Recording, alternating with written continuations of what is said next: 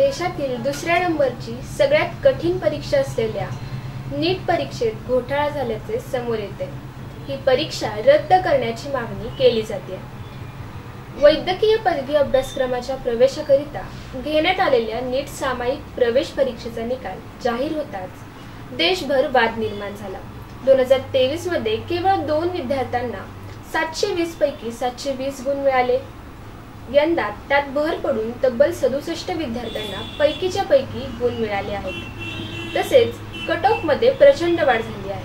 काही पालकांनी निकालाविरोधात सर्वोच्च न्यायालयात जाण्याचाही निर्णय घेतला आहे। अखिल भारतीय आयुर्विज्ञान संस्था, अभिमत विद्यापीठे, केंद्रीय विद्यापीठांसह शासकीय वैद्यकीय महाविद्यालयांमध्ये MBBS, BDA आणि BSc नर्सिंग या अभ्यासक्रमातील प्रवेशासाठी घेण्यात येणाऱ्या नीटचा निकाल 4 जूनला जाहीर झाला।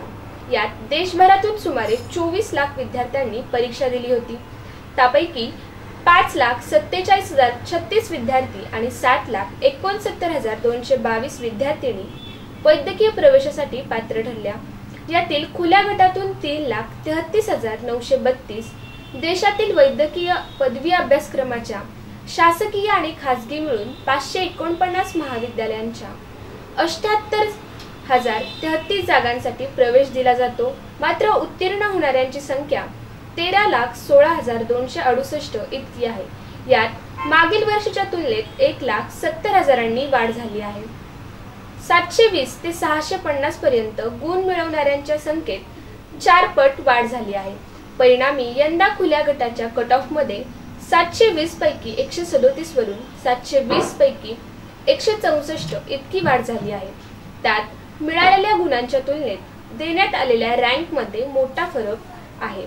अनेक विद्यार्थ्यांची 700 गुण मिळवल्यानंतरही रँक 2000 खाली आल्याचे दिसून येत आहे। त्यामुळे 600 ते 650 गुण घेणाऱ्यांना यंदा प्रवेश मिळणार की नाही अशी शंका उपस्थित केली जात आहे। या संदर्भात विजय वडेट्टीवार यांनी एका पोस्टच्या माध्यमातून या प्रकारावर टीका केली। यामध्ये ते म्हणाले की नीट परीक्षेत मोठा गैरव्यवहार झाला आहे। नीट परीक्षा देण्यासाठी जे विद्यार्थी 2-3 वर्ष तयारी करीत असतात त्यांचे आयुष्य या घोटाळ्यामुळे उद्ध्वस्त होण्याच्या मार्गावर आहे। घोटाळ्यामुळे ज्या विद्यार्थ्यांचे नुकसान होईल त्यात महाराष्ट्रातील विद्यार्थ्यांची संख्या जास्त आहे। नीट मध्ये झालेल्या गैरप्रकाराची सर्वोच्च न्यायालयाच्या देखरेखीखाली चौकशी करावी अशी मागणी माननीय श्री मल्लिकार्जुन खरगे, प्रियंकाजी गांधी यांनी केली आहे। राज्य सरकारने सुद्धा केंद्र सरकारकडे पाठपुरावा करून ही परीक्षा रद्द करण्याची मागणी करावी आणि विद्यार्थ्यांना न्याय द्यावा ही आमची मागणी आहे असे त्यांनी सांगितले आहे। आपणास नवनवीन अपडेट देण्यासाठी प्रज्ञान चॅनलला लाईक करा, सबस्क्राईब करा आणि कमेंट करा।